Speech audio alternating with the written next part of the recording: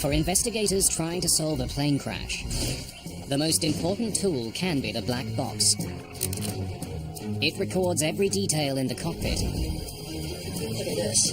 There's trim. And tells investigators about vital conversations. Damn, it's starting to rain. Northwest 255, runway 3 center, clear for takeoff.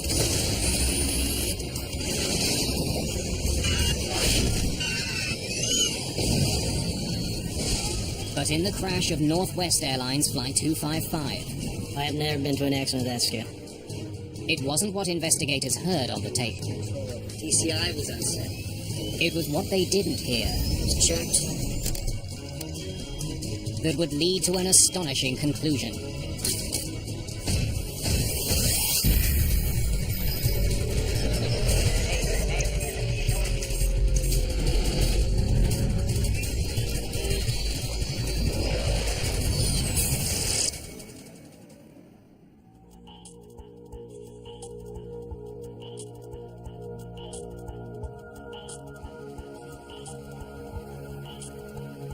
Detroit, Michigan, August the 16th, 1987. It's 8 p.m. and the city is sweltering. 25 kilometers from downtown. Detroit Metropolitan Airport is one of the busiest airports in the United States. More than 1,100 airplanes use its 4 runways each day. Today, one of those is Northwest Airlines Flight 255, bound for Phoenix, Arizona. Captain John Mouse is in command. A Las Vegas native, 57-year-old Mouse is a veteran pilot. His first officer is 35-year-old David Dodds of Galena, Illinois. Why don't you tell them we're ready to go? Both have years of experience on this type of aircraft. The MD-80 is also known as the Super 80 and is the second generation of the DC-9. The MD-80 was quite a bit longer. It had more powerful engines, so it could carry more people. For that reason, it was a better moneymaker for the airlines than the DC-9 was.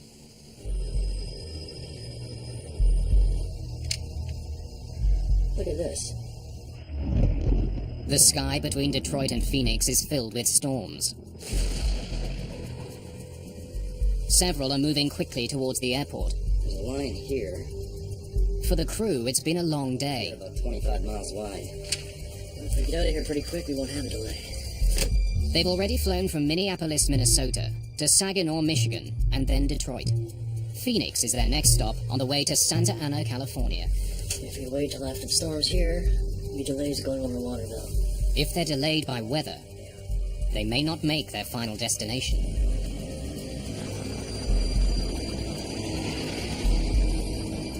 Let's get out of here before it starts raining. The plane's 149 passengers are also eager to leave.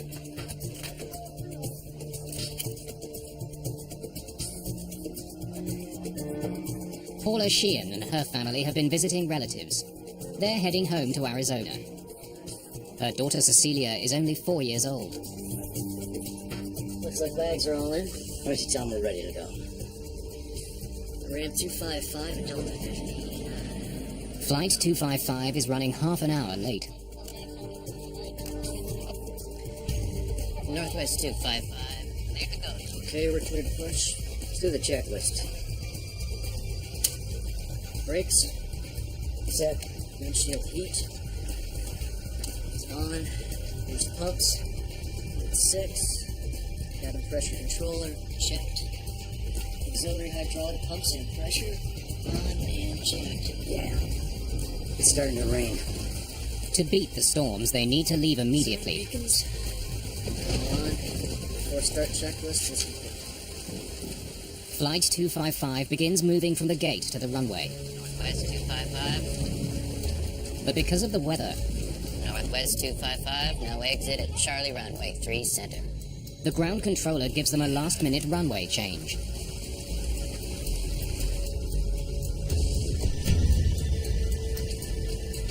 Okay, out to Charlie for 3 center, Northwest 255. Charlie for 3 center right.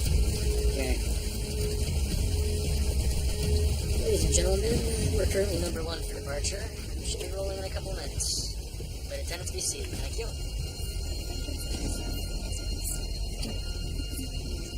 Blacker than hell out there. Where's Charlie at?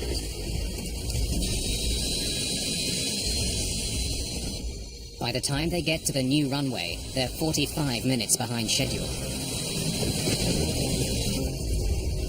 Northwest 255, runway 3 center, clear for takeoff. Within 17 seconds, 65,000 kilograms of passengers and aircraft hurtle down runway 3C. But moments before liftoff, Mouse discovers he can't engage the autothrottle. Let's stay on. TCI's on set. His computer isn't in takeoff mode. They're on now. Okay. Clamp. 100 knots. At 313 kilometers per hour, V1. Rotate. the pilots angle the plane's nose up for liftoff. Then something else goes wrong. Just under 50 feet from the ground, the aircraft begins rolling from side to side. Power, lifeguard copter 102. It rolls left and strikes a light pole. Out of control, Flight 255 slams into the ground, skids along a highway, and disintegrates when it hits an overpass.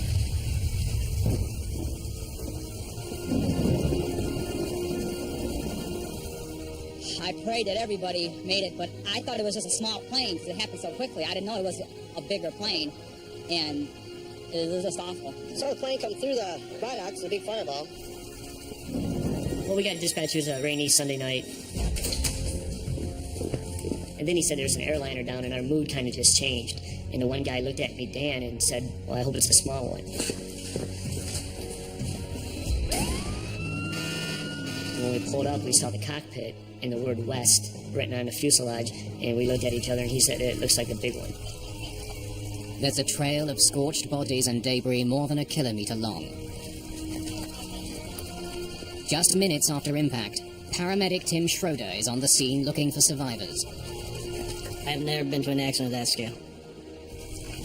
We were struck by the magnitude of what we were seeing, the large scale of it. It was almost overwhelming. From the little that's left of Flight 255, it is unlikely they'll find anyone alive. And I buddied up with Dan, and we both started entering the wreckage. It was probably a minute went by, and Dan actually heard a noise. He asked me a couple times, do I hear anything? And I said no. And then finally I heard it, and it was more like a faint cry. When I turned my head to the right, I saw an arm underneath the seat. 1, 2, 3,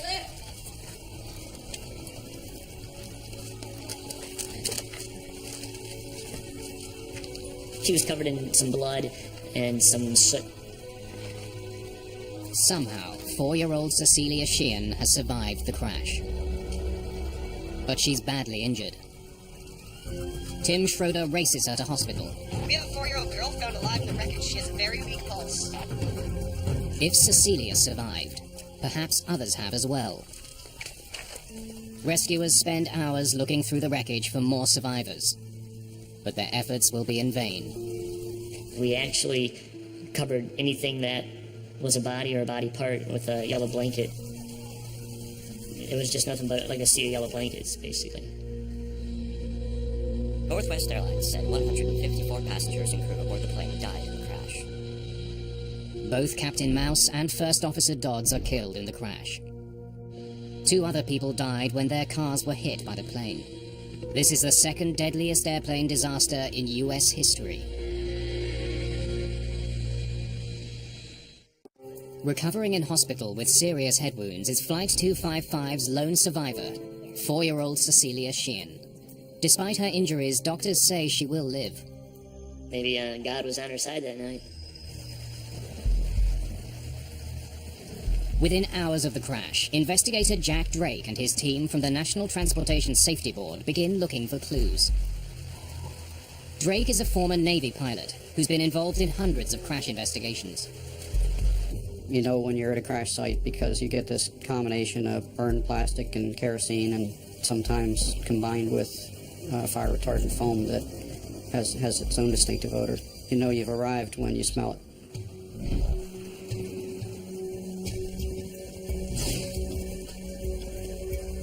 Drake and his team treat the crash site like a crime scene.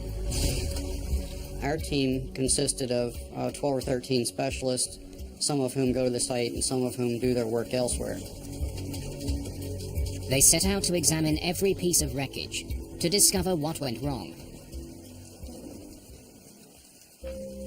They have responsibilities for looking at different parts of the wreckage debris and do qualitative analysis of those parts. We always look for the recorders first. They're frequently referred to as black boxes, although they're usually orange. The information is usually well protected because they're encased in a steel box that is both heat resistant and crash resistant. Since the 1960s, commercial jetliners have been required to carry flight data and voice recorders. The CVR was first introduced in Australia following the 1960 crash of a Fokker F-27. The devices must be able to withstand an impact of 3,400 Gs and temperatures as high as 1,100 degrees Celsius. The cockpit voice recorder is intact, but the flight data recorder suffered some damage in the crash. They may hold the only clues that can help solve this accident. Both recorders are sent to the NTSB lab in Washington, D.C.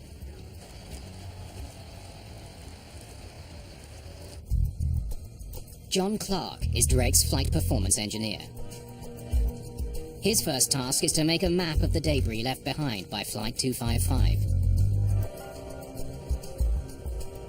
When I first started seeing the wreckage, your mind immediately starts turning to sorting out where it hit, how it hit, not where the wreckage ended up, but those first few inches where the airplane was coming down.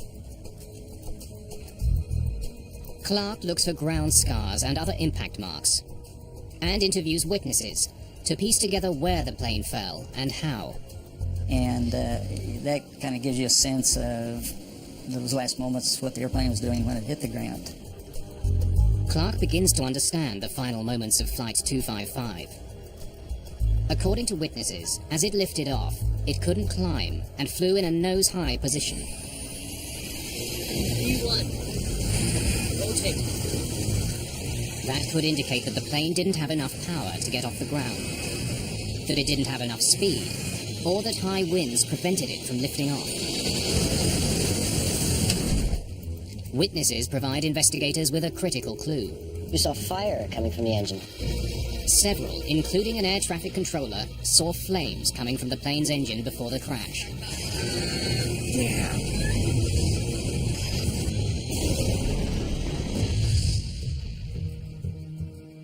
The engines become the first focus of this investigation. They look for evidence of an internal failure. The plane suffered an engine failure. Investigators soon learned that less than a month earlier, one of the plane's engines was damaged when it was hit by a foreign object. It was repaired and was being monitored by mechanics to see how it performed.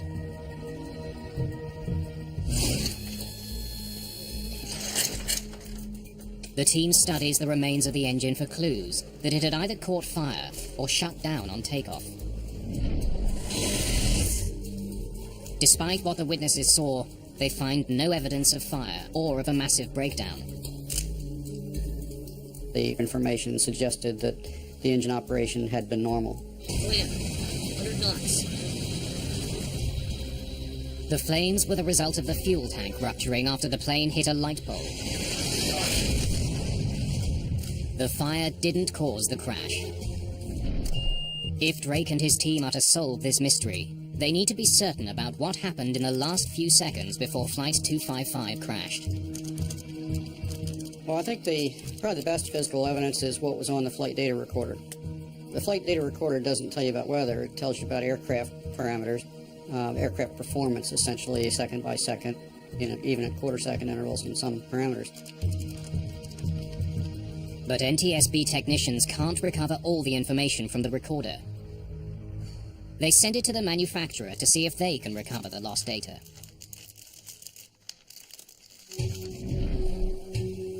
While he waits for news about the flight data recorder, Jack Drake looks more closely at the weather on the night of the crash.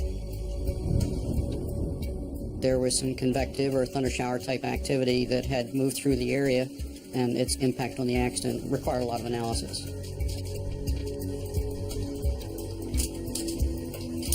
Drake wonders how the storm affected Flight 255. He listens to the cockpit voice recorder for clues. He discovers the menacing weather was a concern to the crew. Let's get out of here before it starts raining. Jesus, look at this. Drake sees that there were several storms along the flight path, and they were getting closer to Detroit. There's a line here, and a line between these two, and another one here about 25 miles wide. Thunderstorms can create a very dangerous threat to pilots. Since there was severe weather in the area, we always worry about microbursts. Microbursts occur when columns of air shoot down to Earth. As a plane passes through, winds batter it from all directions, making it difficult to control. In a microburst condition, you can get very shifting winds and also vertical winds that try to push the airplane into the ground. So you can get loss of airspeed, a very rapid rise in airspeed, and then also actually push the airplane toward the ground. And it requires very aggressive flying on the part of the flight crew. This unusual weather condition had killed before. In 1985, a microburst brought down a Delta Airlines flight in Dallas, killing 137 people.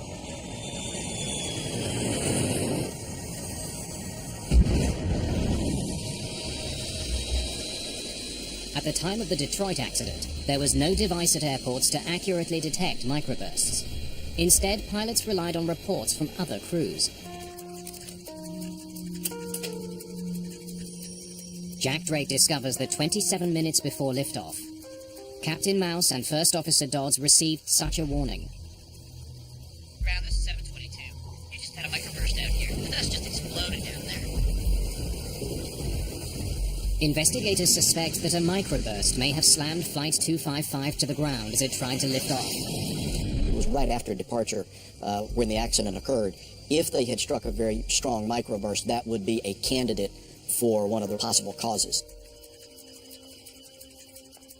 Satellite images taken at the time of the crash and weather data from the airport sensors show that there were storms near the airport at the time of the accident. But there's no evidence of a microburst. Wind and rain, but nothing that could be a microburst. Around the time of the crash, the airport sensors did record a dangerous gust of wind on the runway, powerful enough to set off alarms in the tower. Upon further investigation, Drake discovers that Flight 255 was still at the gate at the time of that alarm, so the winds couldn't have brought the plane down. Sign beacons. But they did have a huge effect on Captain Mouse's flight plan. The crew's pre-flight dispatch package stated that they would take off from runway 21 left. But with the sudden change of wind direction, ground control sends Flight 255 to runway 3C, the shortest of 3 available runways. Northwest 255, now exit Charlie runway 37.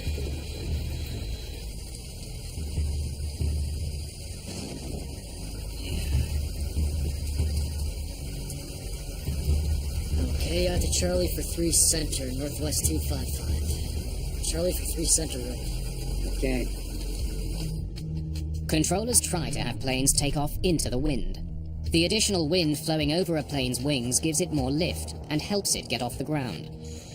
Taking off into the wind is safer, but taking off on the shorter runway now means First Officer Dodds must recalculate the plane's takeoff weight. There's a runway change You have to determine if the weight of the aircraft will permit it to accelerate and climb out safely. And this varies depending on the length of the runway, temperature, altitude of the airport. Perhaps First Officer Dodds made a mistake in his calculation. 44.4. How can it be that light for a full airplane? If he did, it could explain why the MD-80 wasn't able to make it off the ground. Runway 3C simply wasn't long enough.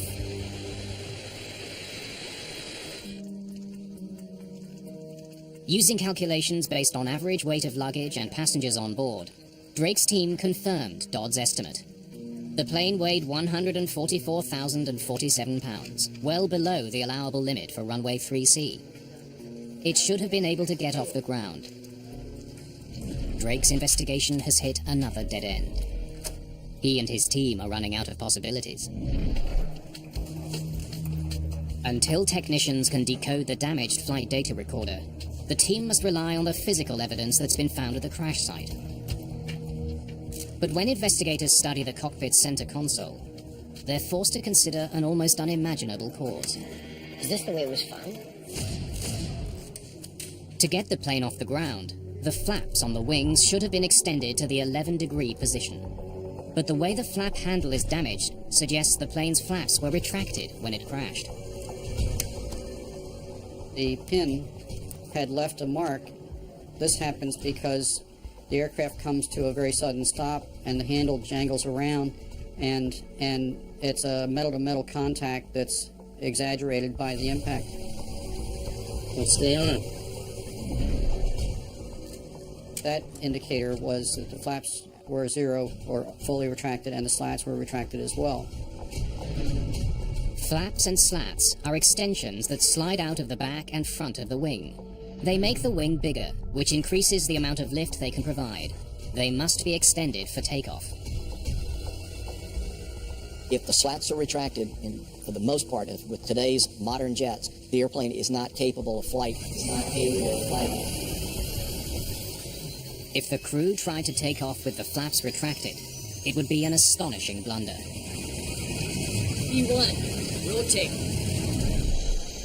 But a pilot who was lined up directly behind Flight 255 on the runway is certain the plane's flaps were extended. You're sure the flaps were extended?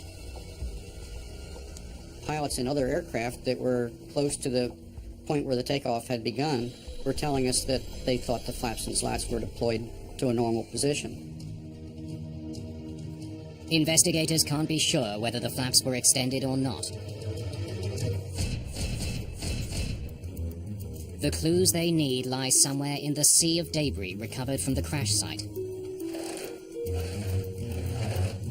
Eventually, investigators find the evidence they need inside a section of the plane's left wing. Each component of the slat system has its own drive system, and one of those was interrupted by the light pole that passed through the wing. 18 feet of the left wing was severed.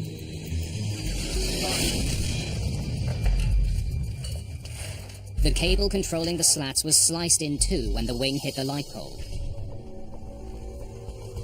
Based on where the cable was cut, investigators can tell whether the slats and flaps were extended or retracted.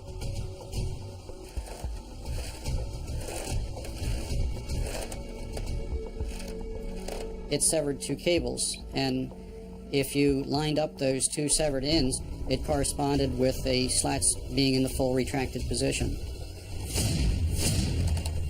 It looks increasingly likely that the crew never extended their flaps. Only the damaged flight data recorder can verify this.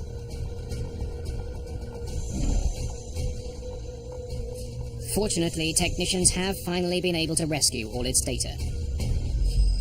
A digital history of Flight 255's performance until the moment of impact.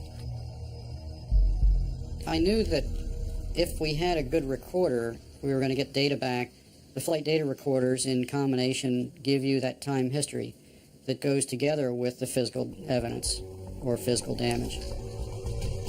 As expected, the FDR confirms what the evidence has been showing investigators.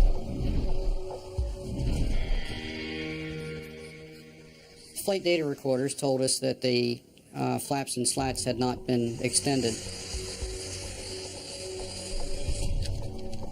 It's a major breakthrough. Drake now knows what brought down Flight 255. But the flight data recorder doesn't answer a more troubling question. So, why weren't the flaps deployed? For some reason, a seasoned crew forgot one of the most basic steps involved in getting an airplane off the ground.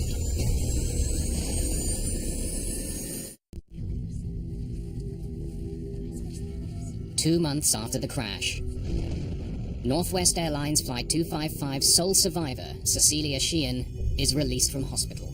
We can't be sure why the little girl survived.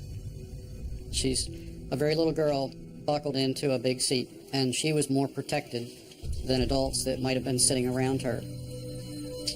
But she was very lucky. Jack Drake needs to know what contributed to the death of her family and all the other victims. He finds an important clue on the cockpit voice recorder. It shows that the last-minute runway change caused confusion in the cockpit.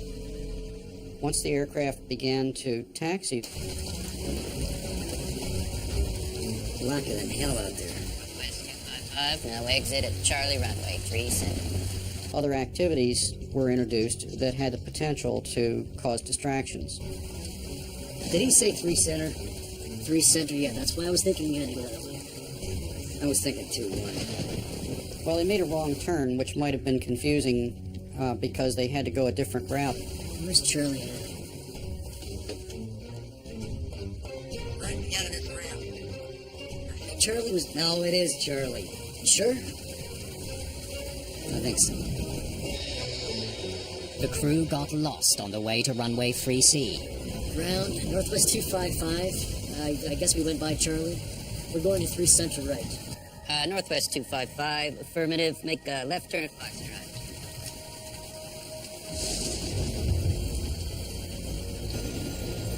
They finally got to the runway 45 minutes late. Ladies and gentlemen, we're currently number 1 for departure. It should be rolling in a couple of minutes.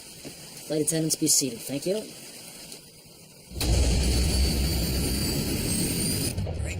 But Jack Drake finds something missing on the CVR.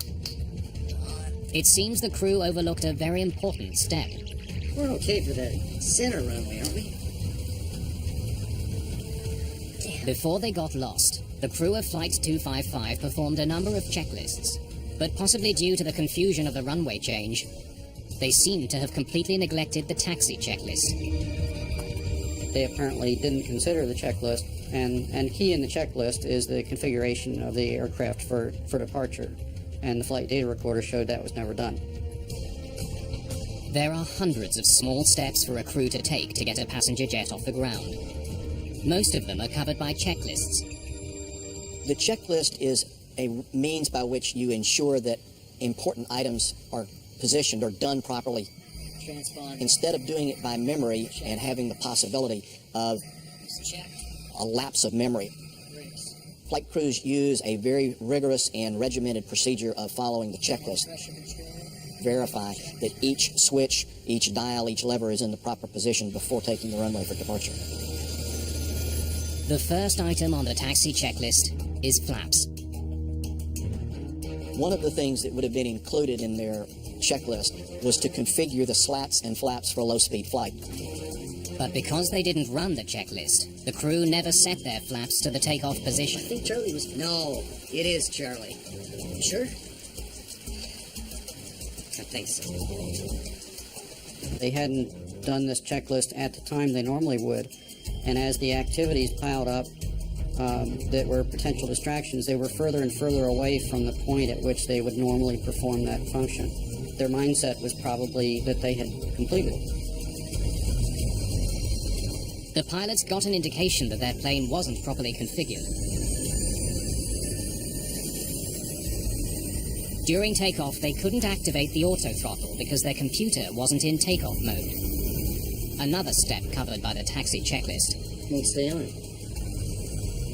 TCI's done set.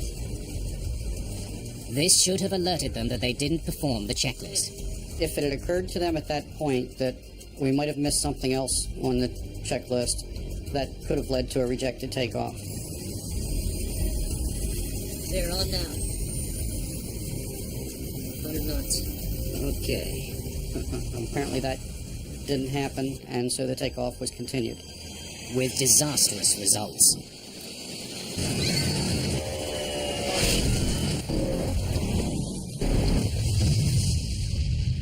An alarm should have sounded when the pilots tried to take off with their flaps retracted. But for some reason, investigators can't hear it on the cockpit voice recorder. When it activates, it alerts the crew that the aircraft is not in a configuration that's safe for takeoff. Maybe it went off, but we just can't hear it. The investigation team is determined to find out why the takeoff warning didn't sound. Technicians analyze the cockpit voice recorder for more clues. And they find something unusual. They picked up some enunciations on the CVR that were not correct. This warning is alerting the crew that the plane is about to stall. But it should be coming from 2 speakers in the cockpit. Technicians notice it's only coming from 1.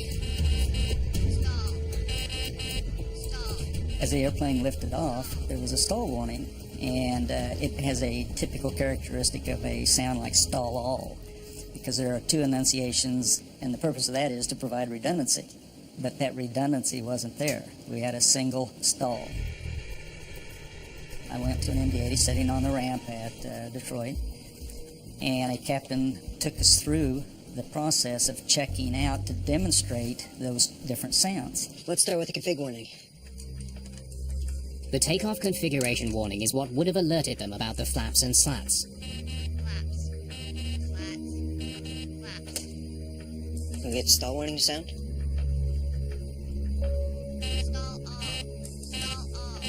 He activated the stall warning system by a test switch, and it said stall all. The voice on the left channel is slightly different from the voice on the right, as it should be. But that's not what Clark heard on Flight 255's voice recorder. Can you make it sound like this? To get a singular stall, he had to pull power to one side or the other. And one way he demonstrated that is he pulled the P40 circuit breaker. A circuit breaker is the electrical switch that protects the circuit from damage caused by overload. The P40 circuit breaker is an important one in this investigation. It handled both the failed takeoff warning and the stall warning systems. What struck me was, he said, I hear people doing it. I, of course, don't do it myself, but let me show you how. And he reached around behind him, around behind the seat and down low and pulled the P40 circuit breaker without looking. And then when he ran the stall warning system, we got the singular stall. It's a major clue. Clark could only reproduce the strange-sounding stall warning by pulling the same circuit breaker that's connected to the takeoff warning. This tells investigators that the breaker was tripped when Flight 255 tried to take off. Then John Clark notices something else about the P40 circuit breaker. You could see smudge marks around the decals on each side of the circuit breaker. It looked like finger marks where oil had built up and dirt and grime over the years. So it told me that that circuit breaker was being used routinely by a lot of pilots.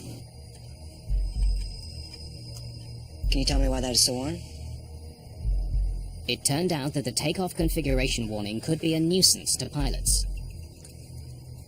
If you're doing a single engine taxi, you have to push the throttle up further to get a power to taxi, and you'd set off the takeoff warning system. And so they would pull the circuit breaker to silence it.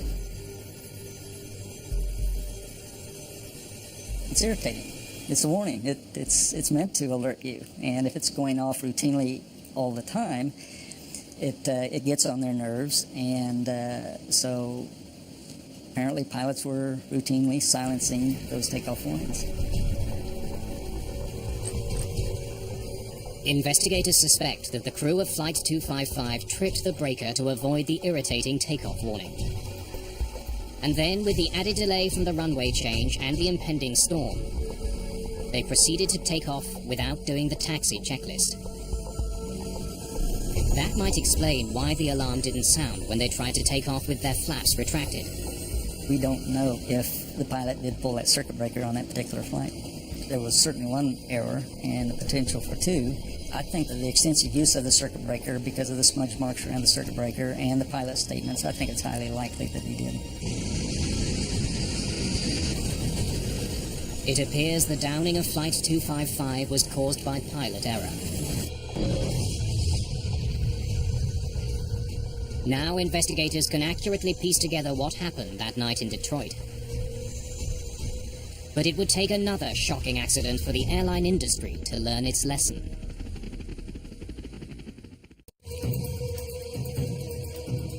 Jack Drake's team has discovered what caused the crash of Flight 255, but cannot prevent it from happening again. 1 year later in Dallas, Delta Flight 1141 tried to take off without their flaps extended. The investigators who had been working on the Northwest crash are stunned. I was very frustrated to learn that another airline had done the same thing in a different aircraft type about a year later. The Delta crash would uncover potentially deadly flaws in the checklists commercial pilots are trained to follow. The Delta and Northwest crashes killed 170 people and had eerily similar causes. In both disasters, the workload in the cockpit increased. Jesus, look at this. Northwest 255, now exit at Charlie runway 3. Get out of here pretty quick, you won't have it. Auto land. And in both, the pilots failed to perform vital elements of their checklists. It is very unusual for a crew to not perform a checklist. They have done it hundreds upon hundreds of times. Brakes, windshield heat is on, cabin pressure controller is checked. The normal procedures were a little bit out of the norm, and as a result, it got overlooked.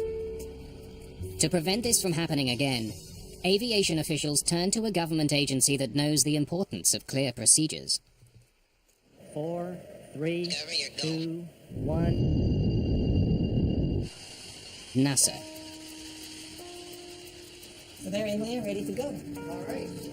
Jack Drake and his team wanted the US Space Agency to help create checklists that decrease the odds of items being skipped. Asaf Degani was a research scientist working with NASA. After the accident, he took on the project of improving a flight crew's pre-takeoff procedure. We looked for any research that was done on checklists or procedures in general, and in fact we couldn't find anything. So Degani had to start from scratch. But there are dozens of different checklists to examine. Most of the ones on Flight 255 were printed on a single card.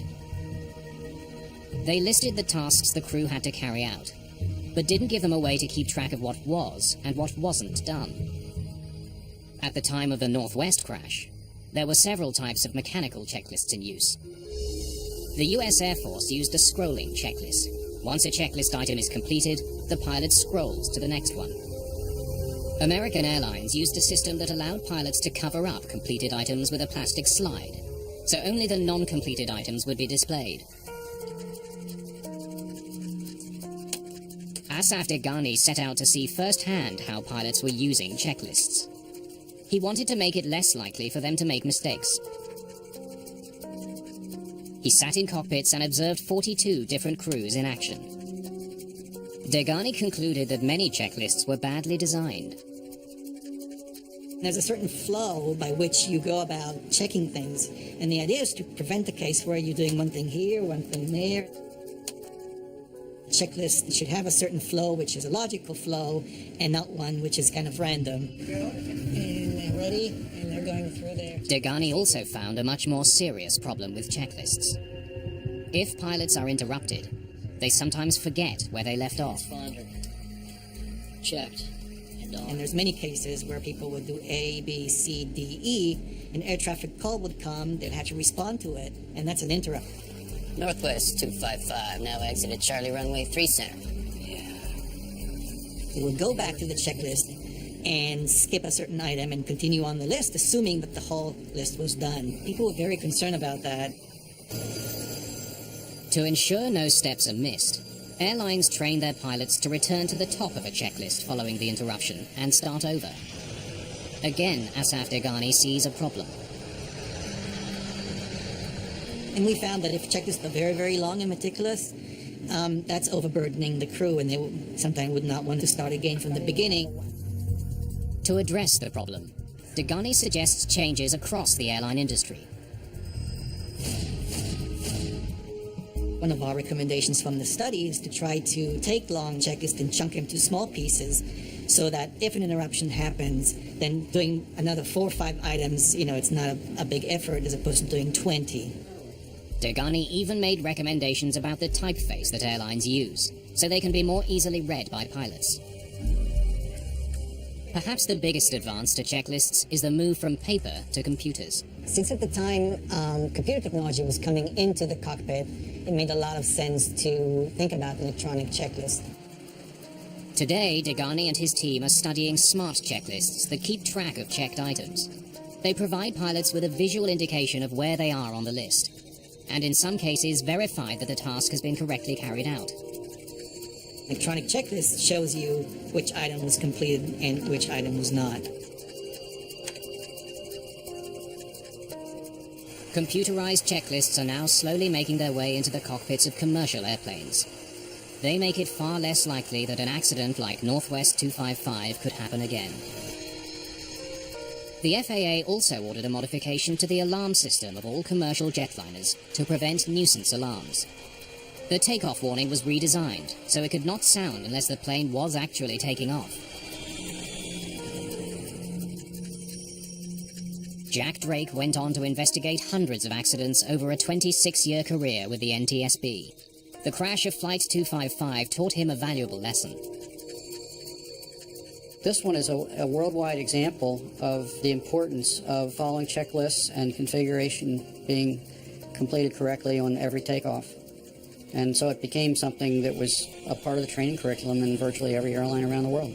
The case of Northwest 255 is no different. It was a series of events, runway change, task saturation, an overlooked checklist, a failed takeoff warning system. Put all of those together, those links in a chain, and you end up with the accident. If you were to break any one of those links, the accident wouldn't have happened. Flight 255 will also be remembered for its lone survivor, Cecilia Sheehan. She's never spoken publicly about the death of her family. But she stayed in touch with the people who rescued her that day. She's full of life. Any conversations we have, it's more about, her sports and her husband and her vacations. She just said maybe one day she'll come out and tell the world what Cecilia is doing.